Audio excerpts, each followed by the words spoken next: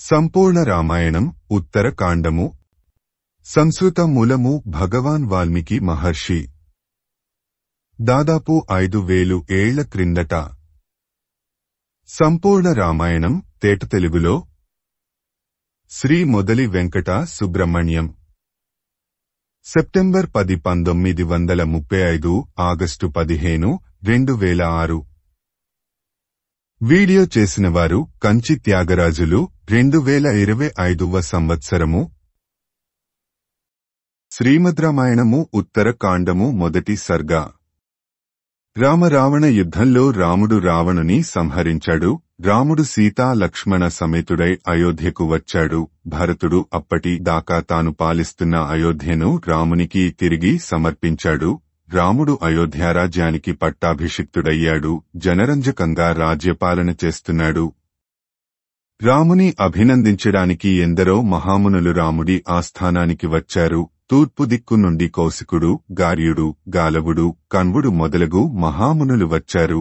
అలాగే దక్షిణ ప్రాంతము నుండి ఆత్రేయుడు, నముచి, ప్రముచి, అగస్త్యుడు, సుముఖుడు, విముఖుడు వచ్చారు. వారందరికీ అగస్త్యుడు పెద్దగా ఉన్నాడు. పడమటి దిక్కునుండి పృషంగుడు, కవశి, ధౌమ్యుడు, కోశేయుడు మొదలగు మహామునులు తమ తమ శిష్యులను వెంట పెట్టుకుని రాముని ఆస్థానమునకు వచ్చారు. ఉత్తర ప్రాంతము నుండి వశిష్ఠుడు, కశ్యపుడు, అత్రి, విశ్వామిత్రుడు, గౌతముడు, జమదగ్ని, భరద్వాజుడు అనబడే సప్తఋషులు అక్కడకు వచ్చారు.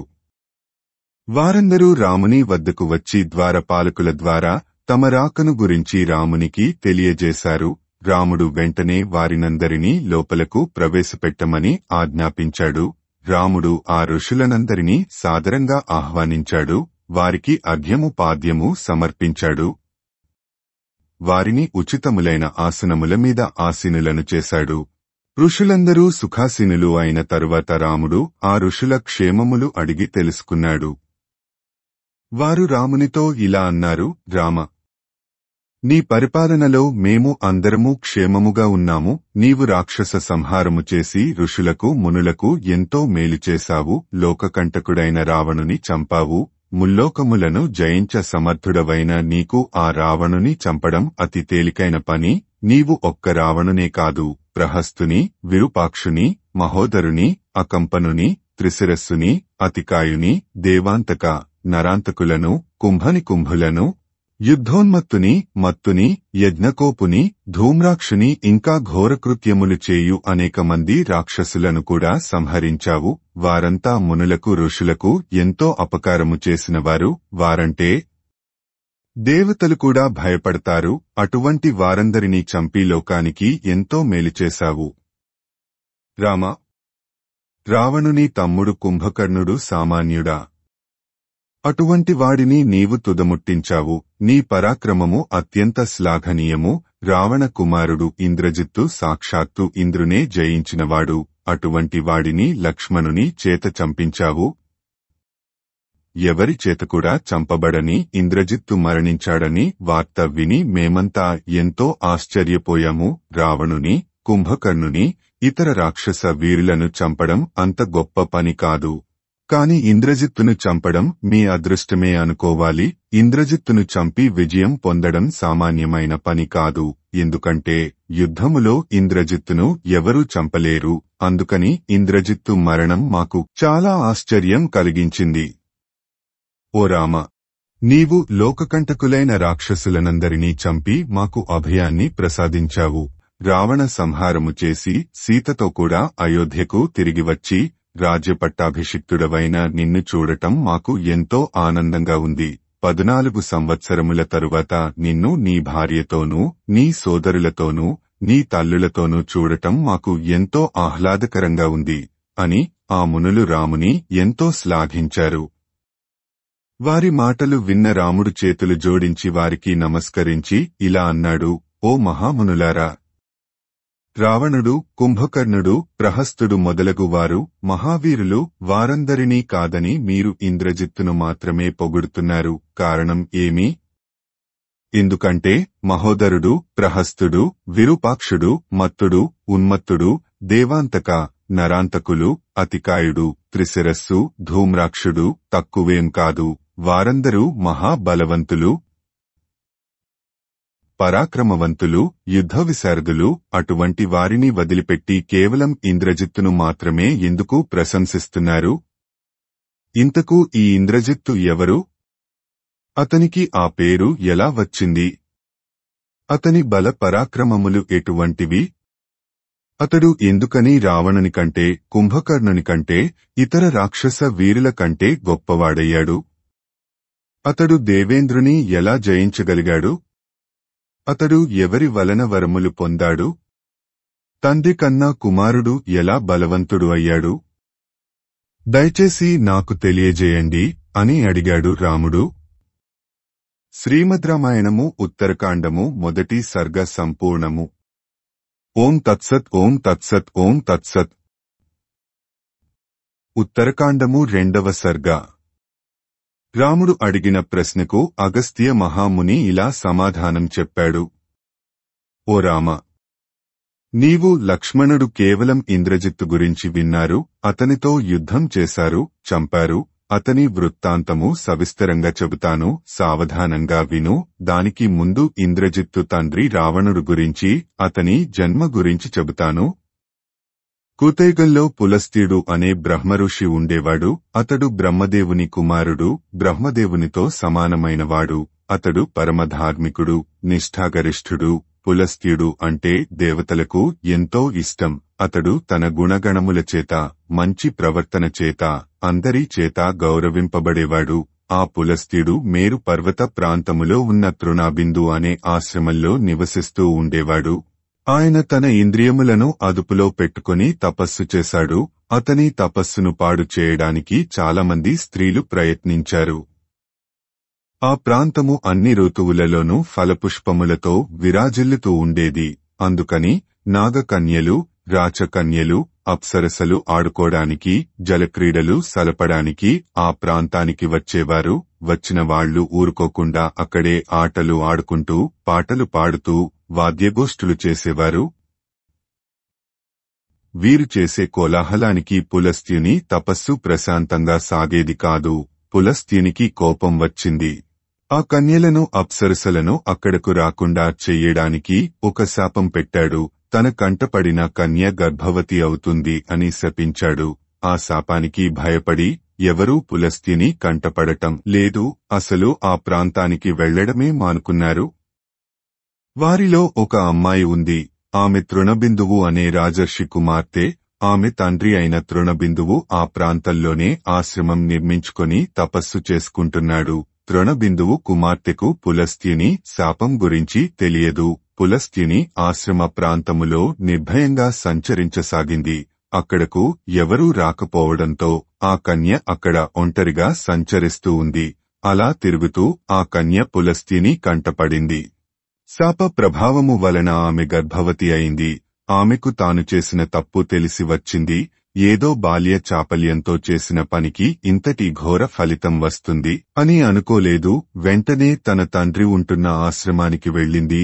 రోజులు గడుస్తుంటే తృణబిందువు ఆమె శరీరంలో వస్తున్న మార్పులను గ్రహించాడు.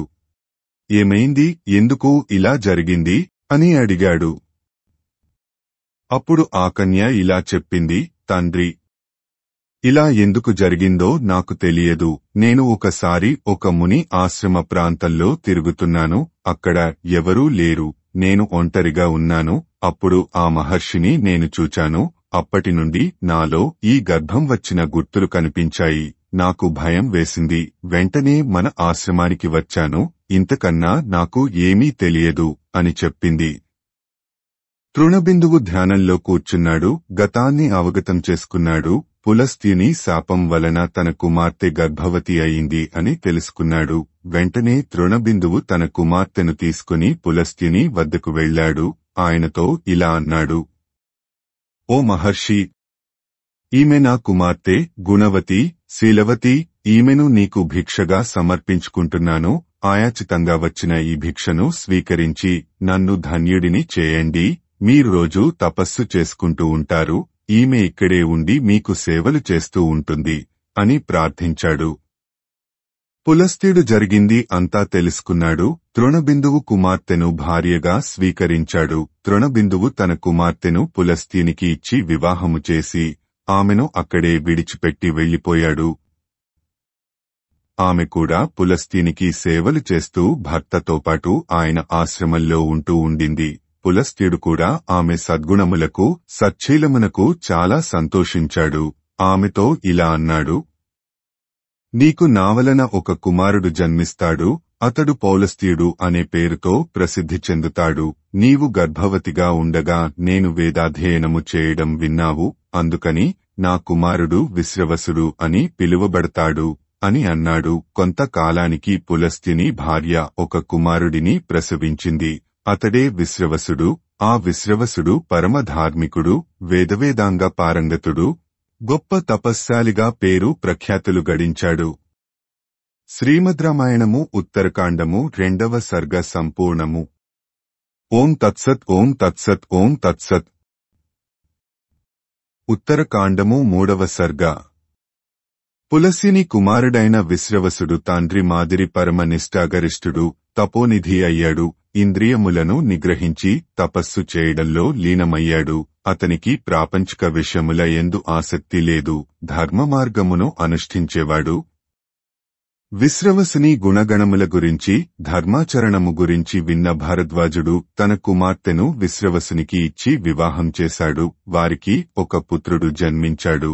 తనకు మనుమడు పుట్టాడని పులస్త్యుడు ఎంతో సంతోషించాడు. అతని లక్షణములను చూచి ఇతడు లోకములకు ధనాధిపతి కాగలడు అని ఆశీర్వదించాడు. పులస్త్యుడు విశ్రవసుని కుమారుడు కాబట్టి అతడు వైశ్రవణుడు అనే పేరుతో పిలువబడ్డాడు. వైశ్రవణుడు గొప్ప తేజస్శాలిగా వెలుగొందుతున్నాడు. దినదిన ప్రవర్ధమానంగా పెరుగుతున్నాడు. వైశ్రవణుడికి ధర్మాచరణము మీద ఆసక్తి ఎక్కువ. ధర్మమే ఉత్తమమైన మార్గము అని నమ్మాడు. వైశ్రవణుడు కూడా చాలా కాలము నియమ నిష్ఠలతో తపస్సు చేశాడు. 1000 సంవత్సరముల తరువాత అతడు కేవలము నీరు మాత్రమే ఆహారంగా తీసుకుంటూ గాలి పీలుస్తూ తపస్సు చేశాడు.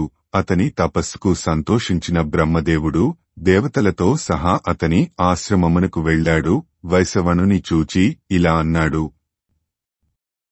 నీ తపస్సుకు సంతోషించాను. నీకు ఏమి వరము కావాలో కోరుకో అని అడిగాడు. నేను ముల్లోకములను పాలించాలి. నాకు ముల్లోకముల మీద ఉన్న ధనము మీద ఆధిపత్యము కావాలి. నాకు అనుగ్రహించండి అని అడిగాడు. అలాగే జరుగుగాక అని బ్రహ్మదేవుడు వైశ్రవణుడికి లోకపాలత్వము, ధనాధిపత్యము అనుగ్రహించాడు.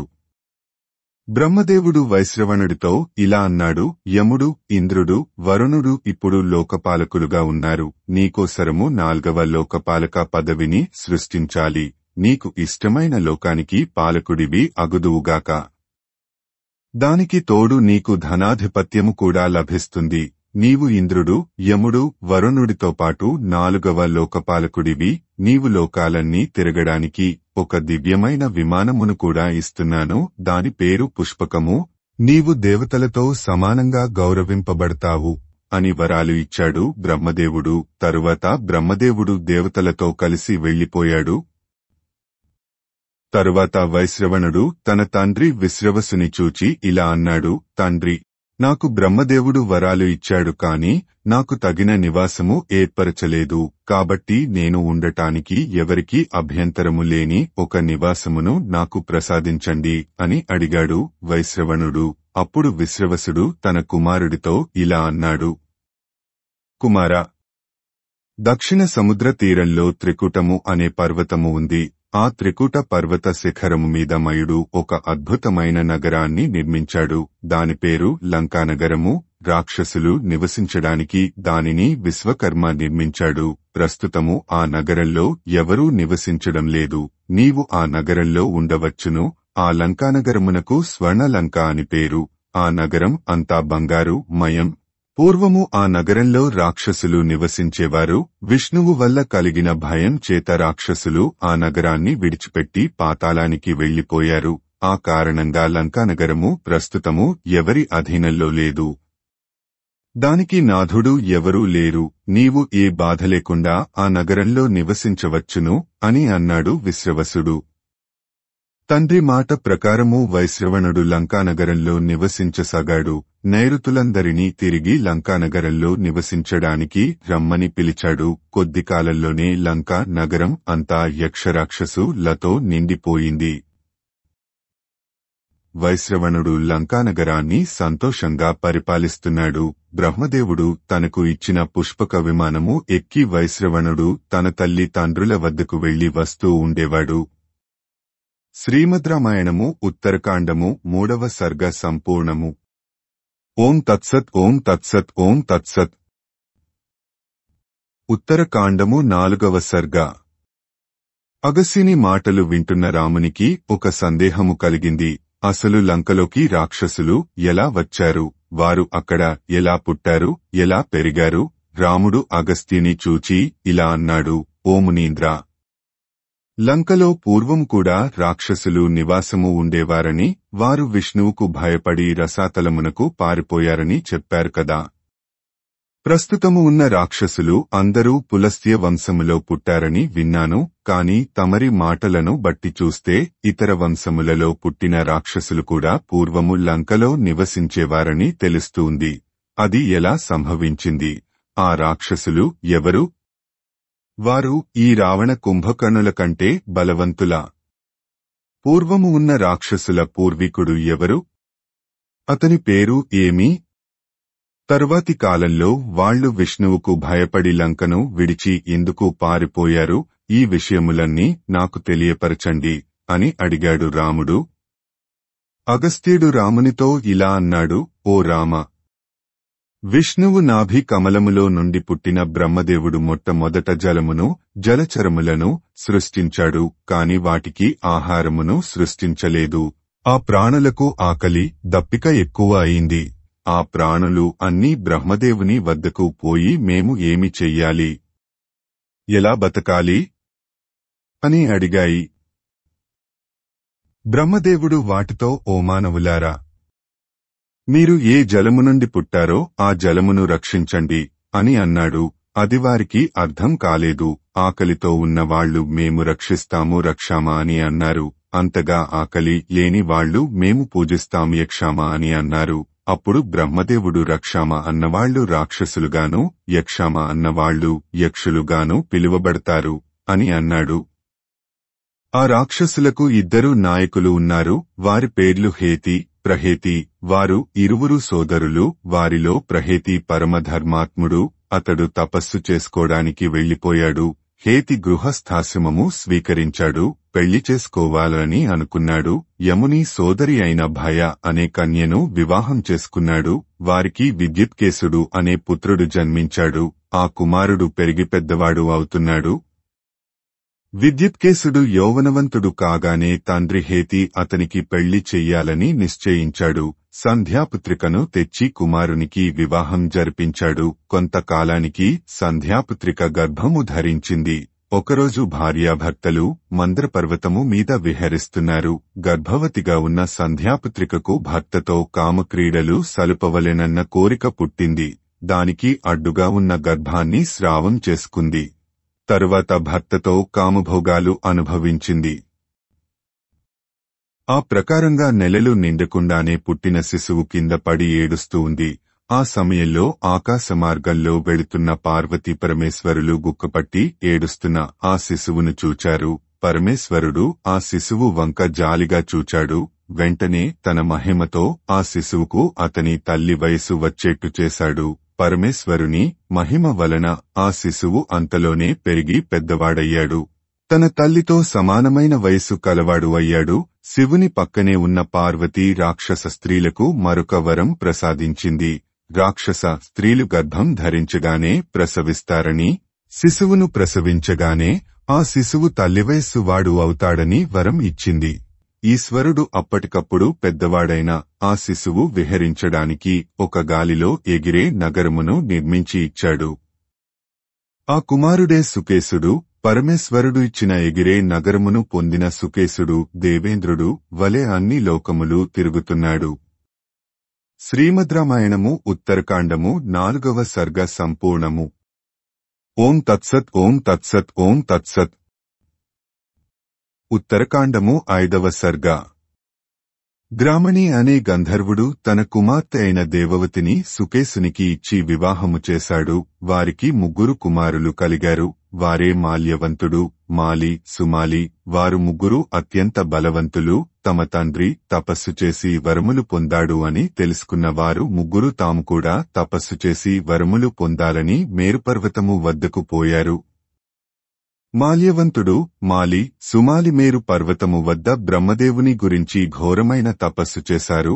వారి తపస్సుకు మెచ్చి బ్రహ్మదేవుడు వారికి ప్రత్యక్షమయ్యాడు.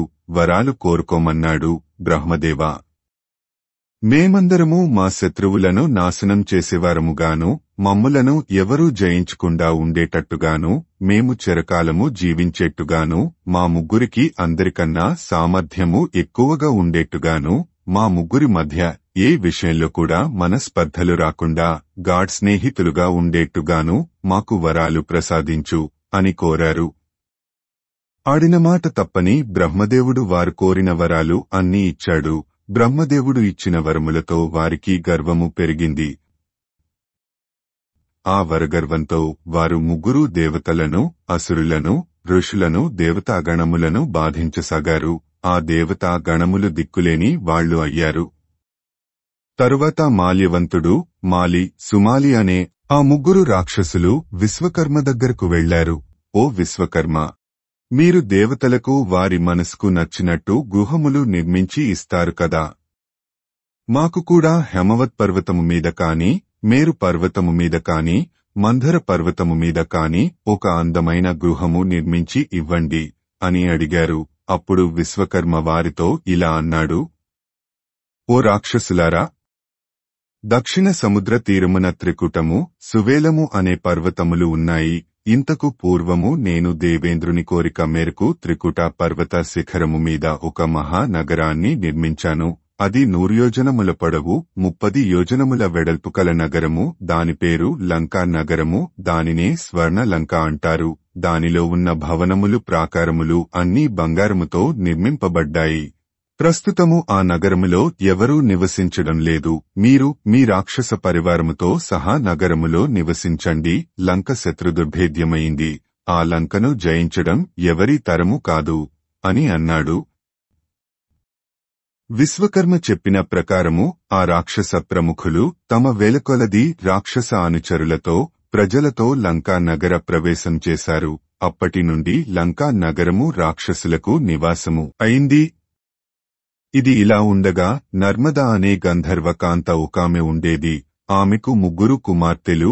వారి పేర్లు సుందరి, కేతుమతి, వసుధ. వారు గంధర్వులు. నర్మద తన కుమార్తెలను లంకానగర అధిపతులైన మాల్యవంతుడు, సుమాలి, మాలి అను రాక్షస వీరులకు ఇచ్చి వివాహము చేసింది. ఇది రాక్షస గంధర్వ సంగమము. మాల్యవంతునకు వజ్రముష్టి, విరూపాక్షుడు, దుర్ముఖుడు, సుప్తఘ్నుడు, యజ్ఞకోపుడు, మత్తుడు, ఉన్మత్తుడు అనే కుమారులు మరియు అనల అనే కుమార్తె జన్మించారు. సుమాలికి ప్రహస్తుడు, అకంపనుడు, వికటుడు, కాళికాముఖుడు, ధూమ్రాక్షుడు, దండుడు, సుపాశ్వుడు, సంభ్రాది, ప్రఘనుడు, భాస్కర్ణుడు అనే కుమారులు మరియు రాక, పుష్పోత్కట, కైకసి, కుంభీనసి అనే కుమార్తెలు జన్మించారు. మాలికి అనలుడు, అనిలుడు, హరుడు, సంనాతి, విభీషణుడు అనే కుమారులు జన్మించారు. ఆ ప్రకారంగా రాక్షస సంతతి తామరతంపరగా పెరుగుతూ వచ్చింది. ఆ రాక్షసులు అందరూ ఋషులను, దేవతలను, యక్షులను బాధించసాగారు. లోక కంటకులుగా తయారయ్యారు. శ్రీమద్ రామాయణము ఉత్తరకాండము 5వ సర్గ సంపూర్ణము. ఓం తత్సత్. ఓం తత్సత్. ఓం తత్సత్. ఉత్తరకాండము 6వ సర్గ. ఆ ప్రకారంగా లంకలో ఉన్న రాక్షసుల చేత బాధలు పడుతున్న దేవతలు, ఋషులు, గంధర్వులు మొదలగు దేవగణములు అందరూ వెళ్లి ఈశ్వరునికి తమ బాధలు చెప్పుకున్నారు. ఓ దేవదేవా, సుకేసుని 3 పుత్రులకు బ్రహ్మదేవుడు వరాలు ఇచ్చాడు. ఆ వరాల బలంతో వారు దేవతాగణములను నానా బాధలు పెడుతున్నారు.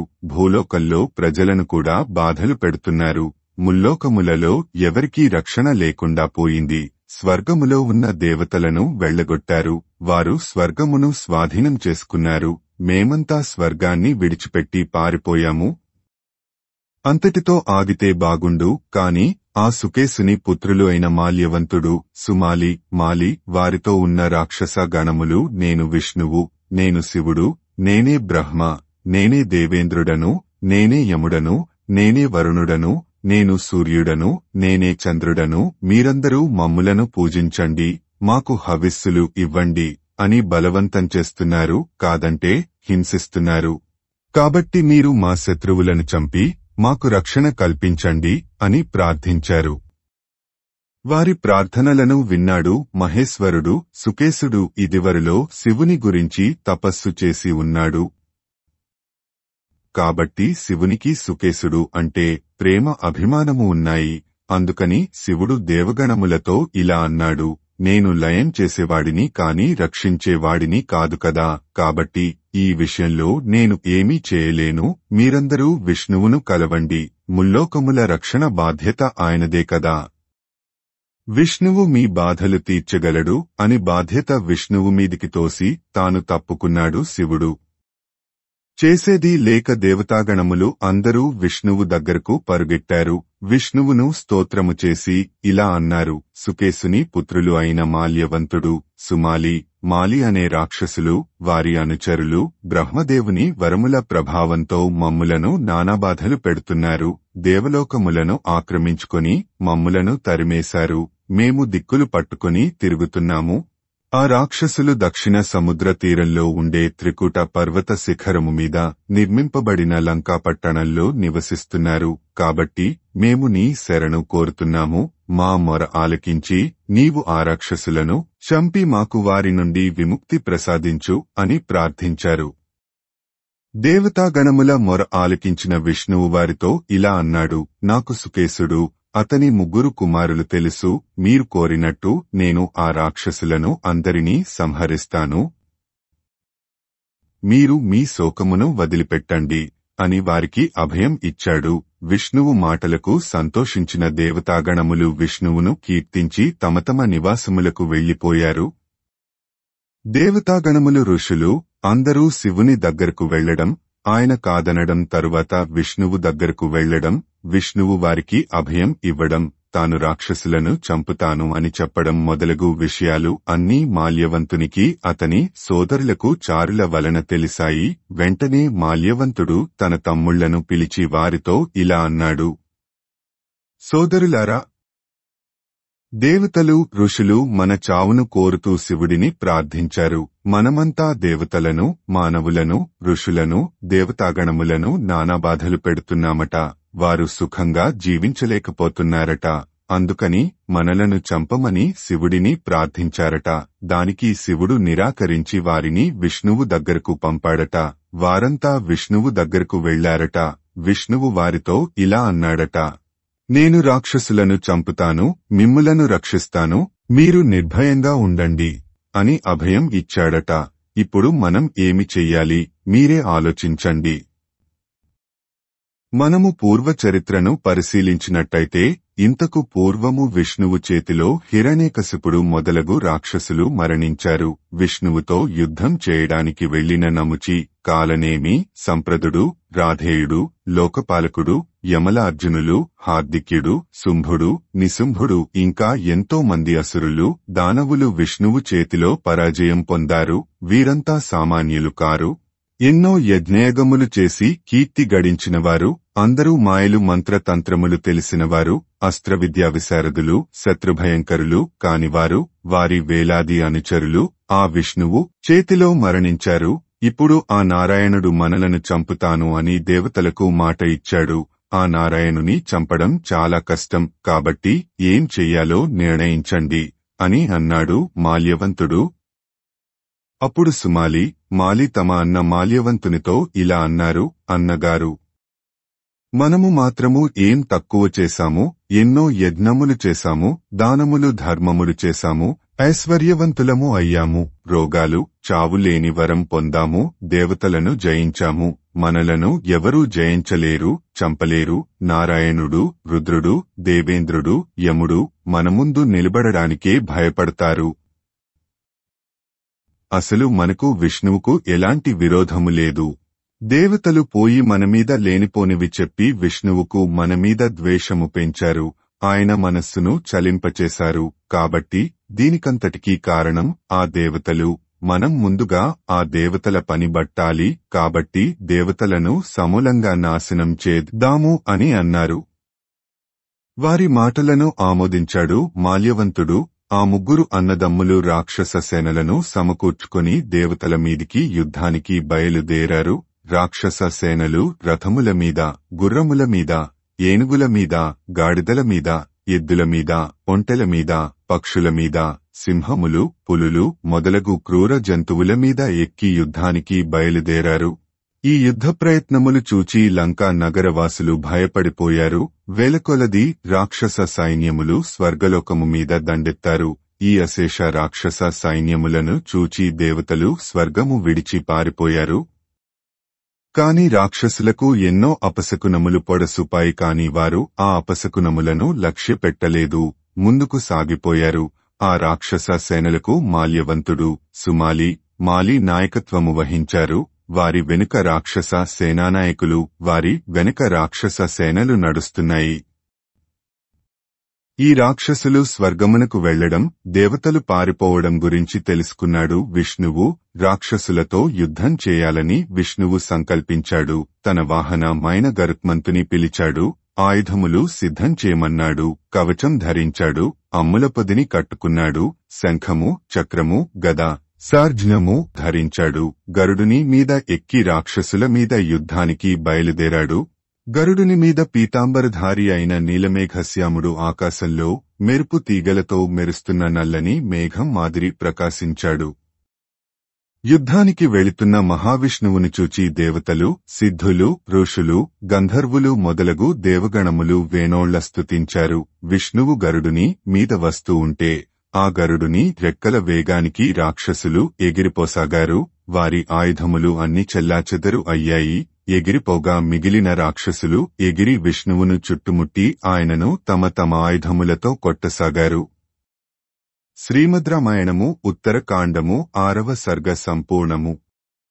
ఓం తత్సత్ ఓం తత్సత్ ఓం తత్సత్. ఉత్తరకాండము 7వ సర్గ. రాక్షసులందరూ శ్రీమహావిష్ణువు చుట్టూ చేరి బాణవర్షము కురిపించసాగారు.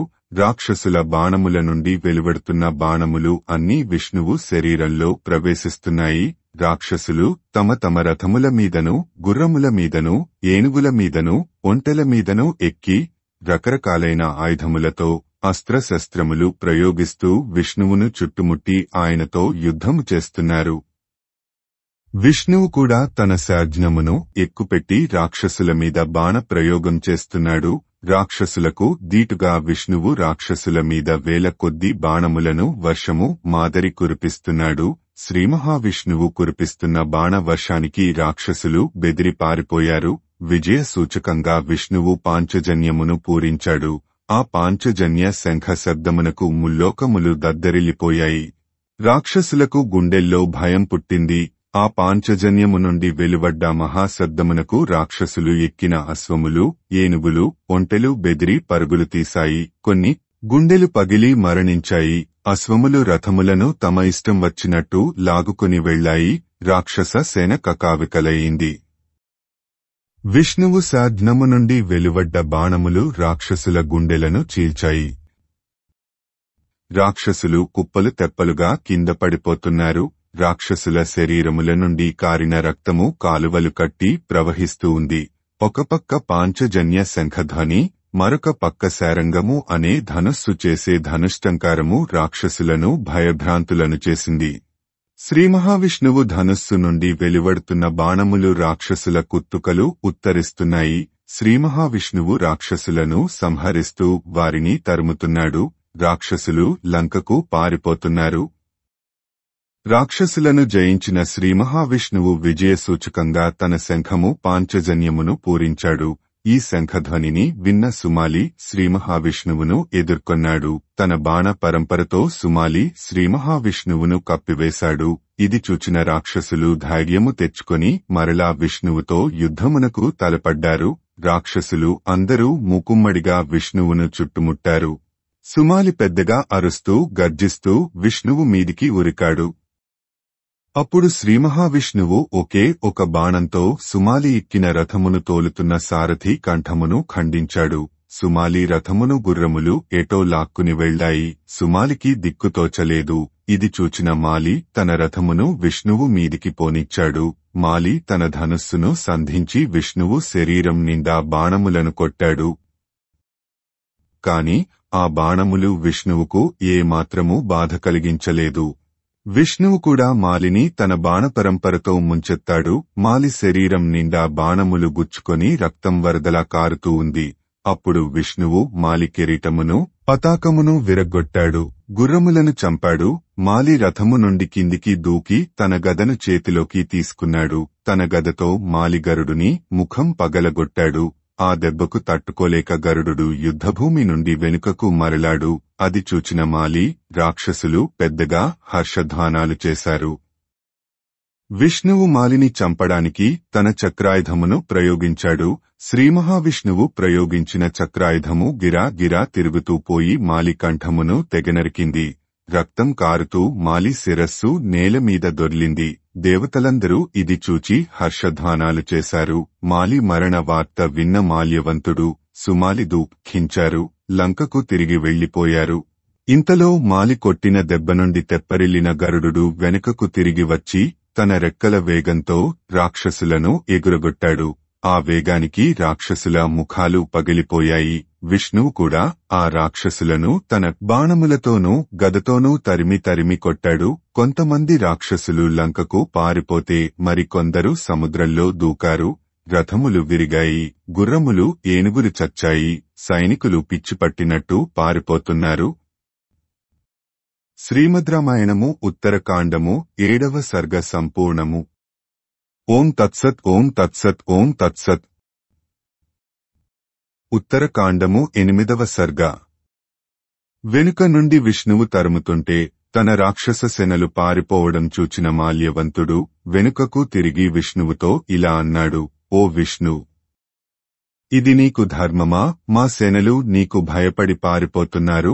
పారిపోతున్నవారిని నీవు చంపుతున్నావు. ఇదేనా యుద్ధనీతి? అతి ప్రాచీనమైన యుద్ధధర్మము నీకు తెలియదా? యుద్ధము నుండి పారిపోయేవారిని చంపే నీలాంటి వాడికి స్వర్గములో ఉండే అర్హత లేదు.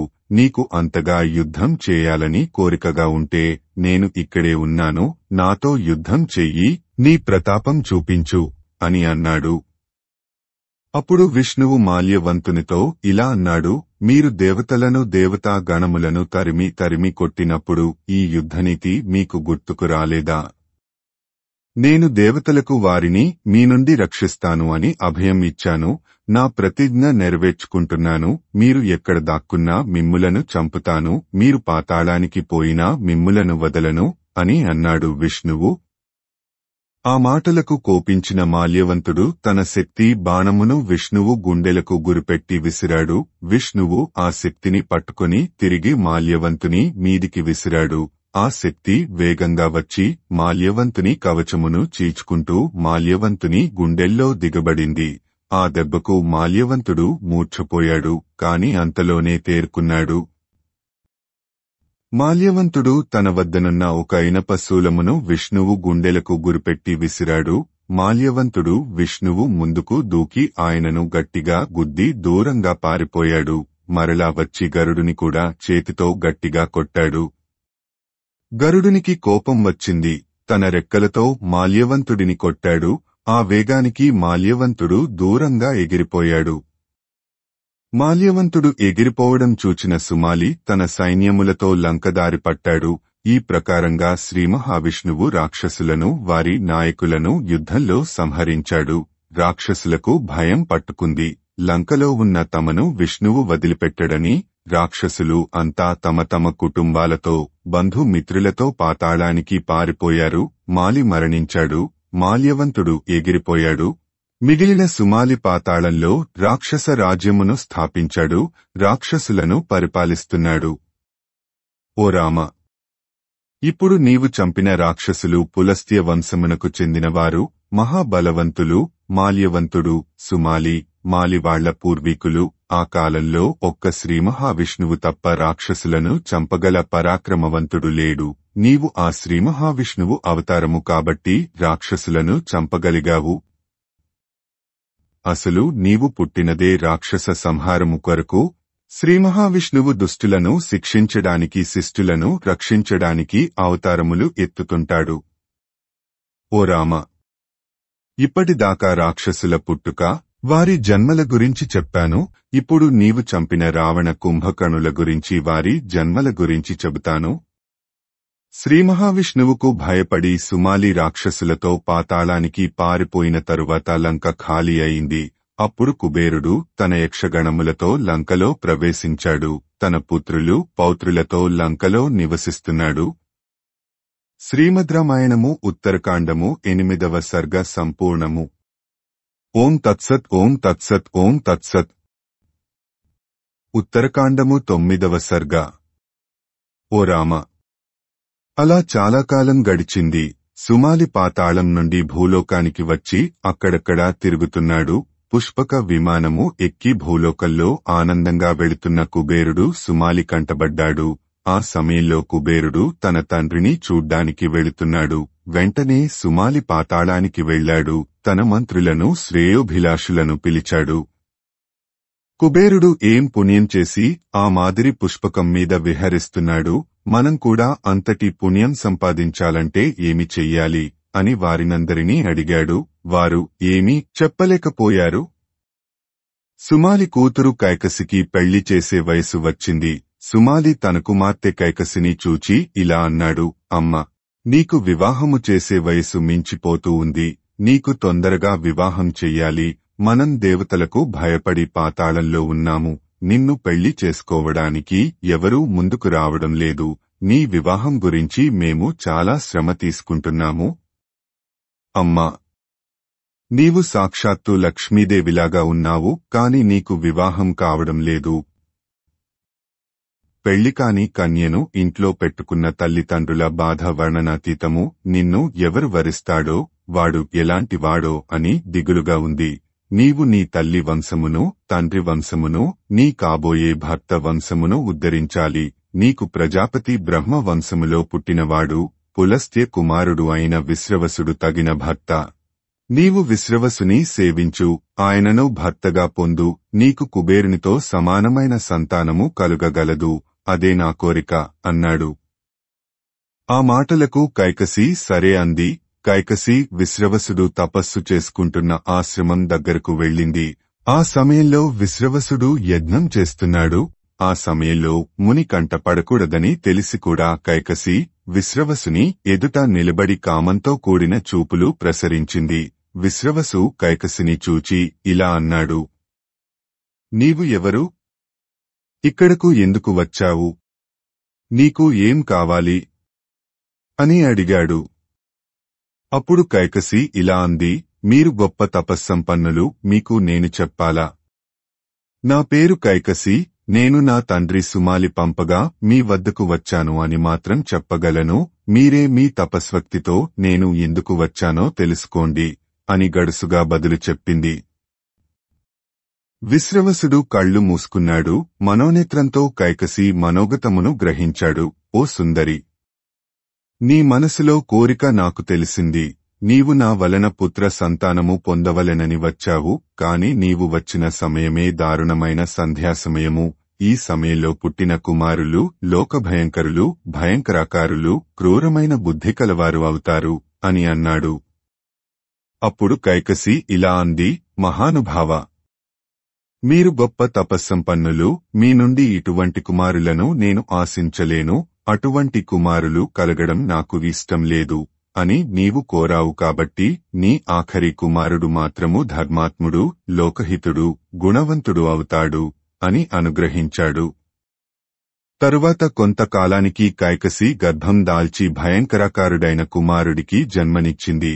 ఆ శిశువు 10 తలలతో, పెద్ద కోరలతో, 20 చేతులతో, నల్లగా కాటుక కొండవలె ఉన్నాడు. ఆ కుమారుడు జన్మించగానే ఎన్నో అపశకునములు కనపడ్డాయి. భూకంపము వచ్చింది, ఉల్కాపాతము జరిగింది. 10 కంఠములతో పుట్టాడు కాబట్టి ఆ శిశువుకు దశగ్రీవుడు, దశకంఠుడు అని నామకరణం చేశాడు విశ్రవసువు. దశగ్రీవుడు పుట్టిన తరువాత కైకసికి కుంభకర్ణుడు జన్మించాడు. కుంభకర్ణుడు అప్పటిదాకా ప్రపంచములో లేని భారీ శరీరముతో జన్మించాడు.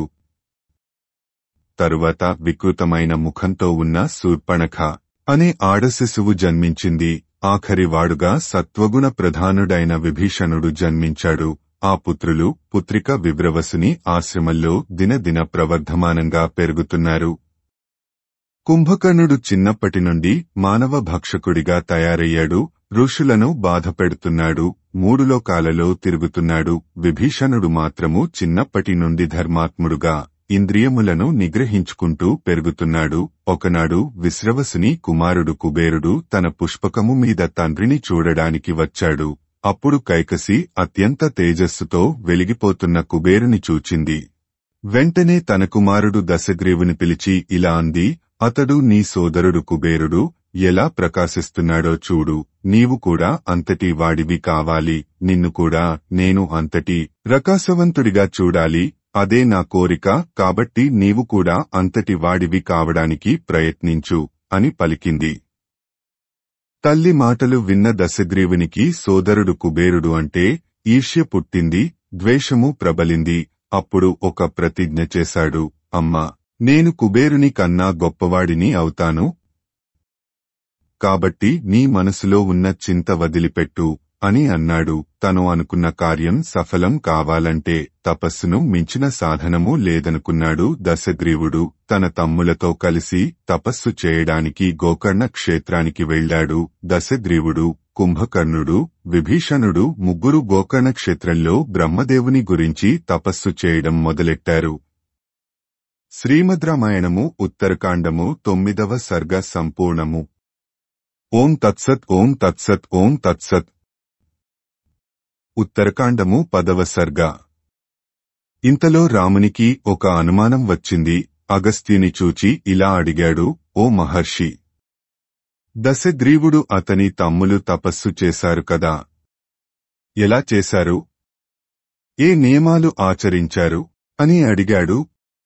అగస్త్యుడు ఇలా బదులు చెప్పాడు, ఓ రామ, అంతటి క్రూరకర్ముడైన కుంభకర్ణుడు కూడా ధర్మమార్గమును అవలంబించాడు. ఎండాకాలంలో చుట్టూ అగ్నుల మధ్య తపస్సు చేశాడు. వర్షాకాలంలో వానలో తడుస్తూ తపస్సు చేశాడు. చలికాలంలో నీళ్లలో కూర్చుని గజగజ వణుకుతూ తపస్సు చేశాడు. ఆ ప్రకారంగా 10,000 సంవత్సరములు తపస్సు చేశాడు. విభీషణుడు 5,000 సంవత్సరములు ఒంటి కాలిమీద నిలబడి తపస్సు చేశాడు. తదుపరి 5,000 సంవత్సరములు చేతులు పైకి ఎత్తి సూర్యుడు ఎటు తిరిగితే అటు తిరుగుతూ తపస్సు చేశాడు. విభీషణుడు, దశగ్రీవుడు కూడా 10,000 సంవత్సరములు ఆహారం ఏమీ తీసుకోకుండా తపస్సు చేశాడు. 1000 సంవత్సరాలు గడవగానే తన శిరస్సు ఒకదానిని ఖండించి అగ్నిలో హోమం చేశాడు. ఆ ప్రకారంగా 9,000 సంవత్సరములు తన 9 తలలను అగ్నిలో హోమం చేశాడు దశగ్రీవుడు.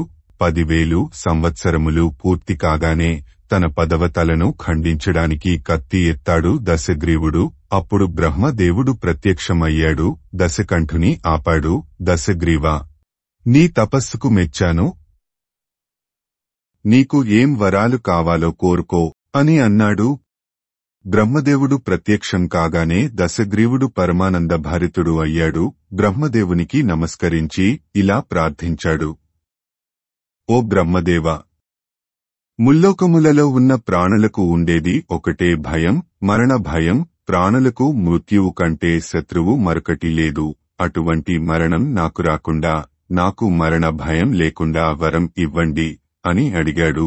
ఆ మాటలు విన్న బ్రహ్మదేవుడు ఇలా అన్నాడు, కుమారా, పుట్టిన ప్రాణి మరణించక తప్పదు. కాబట్టి నీకు మరణం రాకుండా వరం ఇవ్వలేను. అందుచేత ఇంకే వరమైనా కోరుకో, ఇస్తాను అని అన్నాడు. అప్పుడు రావణుడు అసలు వరం కోరాడు. ఓ బ్రహ్మదేవా, నాకు పక్షిజాతుల వలన కాని, నాగజాతుల వలన గాని, యక్షుల వలన గాని, దైత్యుల వలన గాని, దానవుల వలన గాని, రాక్షసుల వలన గాని, దేవతల వలన గాని మరణం లేకుండా వరం ప్రసాదించు. పైన చెప్పిన వారంటేనే నాకు భయము. మిగిలిన ప్రాణుల వలన నాకు భయం లేదు. మనుష్యులు మొదలైన ప్రాణులు నా ముందు గడ్డిపోచల వంటివారు. వారి వలన నాకు ఎలాంటి భయము లేదు అని అన్నాడు. దశగ్రీవుని మాటలు విన్న బ్రహ్మదేవుడు ఇలా అన్నాడు, నీవు కోరినట్టు నీవు చెప్పిన వారి వలన నీకు మరణం రాదు, నీకు ఇంకొక వరం కూడా ఇస్తున్నాను. నీవు నీ 9 తలలను నాకోసరం అగ్నికి ఆహుతి చేశావు, ఆ తలలు నీకు మరలా వస్తాయి. నీకు కామరూపము ధరించే వరము కూడా ప్రసాదిస్తున్నాను. నీకు ఏ రూపము కావాలంటే ఆ రూపము ధరించగలవు అని వరం ఇచ్చాడు. వెంటనే దశగ్రీవునికి 10 తలలు యథాప్రకారము వచ్చాయి. తరువాత బ్రహ్మదేవుడు విభీషణుని చూచి ఇలా అడిగాడు, కుమారా, నీ గురించి నాకు తెలుసు.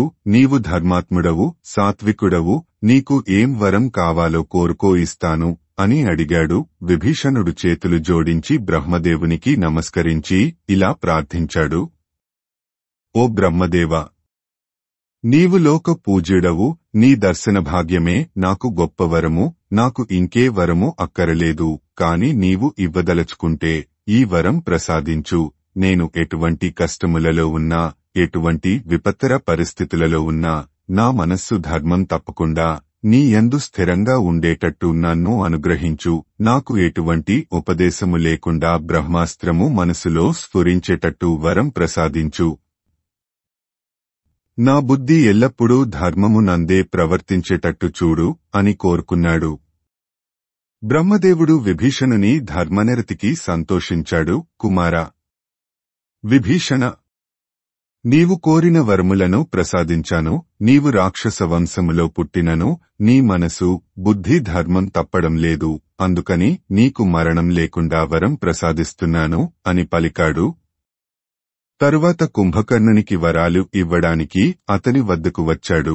అది చూచి దేవతలందరూ కంగారు పడ్డారు. బ్రహ్మదేవునితో రహస్యంగా ఇలా అన్నారు, దేవా, వీడు ఎటువంటి వరములు లేకుండానే లోకాలను భయపెడుతున్నాడు, బాధిస్తున్నాడు. వీడు స్వర్గలోకంలో ఉన్న నందనవనంలో 7 అప్సరసలను, 10 మంది దేవతలను, ఋషులను, ఇంకా లెక్కలేనంతమంది మనుషులను నంచుకుతిన్నాడు. వీడికి ఇంకా వరాలు కూడా ఇస్తే ఎవరినీ బతకనివ్వడు, 3 లోకాలను నాశనం చేస్తాడు. కాబట్టి వీడికి ఏ వరము ఇవ్వవద్దు. తమరికి ఏదో ఒక వరము ఇవ్వాలి అనిపిస్తే వీడికి మోహాన్ని, నిస్తేజాన్ని ప్రసాదించు. ఒకముల పడి ఉంటాడు, లోకాలు క్షేమంగా ఉంటాయి. వరం ఇచ్చాను అన్న తృప్తి నీకు ఉంటుంది అని వేడుకున్నారు. దేవతల మాటలు కూడా సమంజసంగానే ఉన్నాయి అనుకున్నాడు బ్రహ్మదేవుడు. వెంటనే వాక్కుకు అధిదేవత అయిన సరస్వతిని మనసులో తలచుకున్నాడు. సరస్వతి అక్కడకు వచ్చింది. ఎందుకు పిలిచారు అని అడిగింది. నీవు కుంభకర్ణుని వాక్కులో ప్రవేశించి దేవతలకు ఇష్టమైన రీతిలో పలికించు అని అన్నాడు. అలాగే అని అంతర్ధానమైంది సరస్వతి. కుంభకర్ణుని వాక్కులో ప్రవేశించింది. కుంభకర్ణుని మోహం ఆవేశించింది. తరువాత బ్రహ్మదేవుడు కుంభకర్ణుని వద్దకు పోయి, కుమారా, నీ తపస్సుకు మెచ్చాను. నీకు ఏం వరం కావాలో కోరుకో అని అన్నాడు. ఓ బ్రహ్మదేవా, నాకు నిద్రపోవడం అంటే చాలా ఇష్టం. నాకు అనేక సంవత్సరములు నిద్రలో గడిపే వరం ప్రసాదించు అని కోరాడు. తథాస్తు అన్నాడు బ్రహ్మ. తరువాత సరస్వతి కుంభకర్ణుని వాక్కు నుండి బయటకు వచ్చింది. అందరూ వెళ్లిపోయారు. సరస్వతి తనను విడిచిపోగానే కుంభకర్ణునికి తెలివి వచ్చింది. నేను ఇప్పుడు ఏం మాట్లాడాను, ఏం అడిగాను, బ్రహ్మ ఏం ఇచ్చాడు అని తర్కించుకున్నాడు. తాను మోహపరవశుడు అయ్యాడు అని తెలుసుకున్నాడు. తీరని దుఃఖంలో మునిగిపోయాడు. శ్రీమద్ రామాయణము ఉత్తరకాండము 10వ సర్గ సంపూర్ణము. ఓం తత్సత్, ఓం తత్సత్, ఓం తత్సత్. సంపూర్ణ రామాయణం ఉత్తరకాండము. సంస్కృత మూలము భగవాన్ వాల్మీకి మహర్షి. దాదాపు 5000 ఏళ్ల క్రిందట. సంపూర్ణ రామాయణం తేట తెలుగులో Shri Modali Venkata Subrahmanyam. September 10, 1935, August 15, 2006. Video చేసినవారు కంచి త్యాగరాజులు. 2025వ సంవత్సరము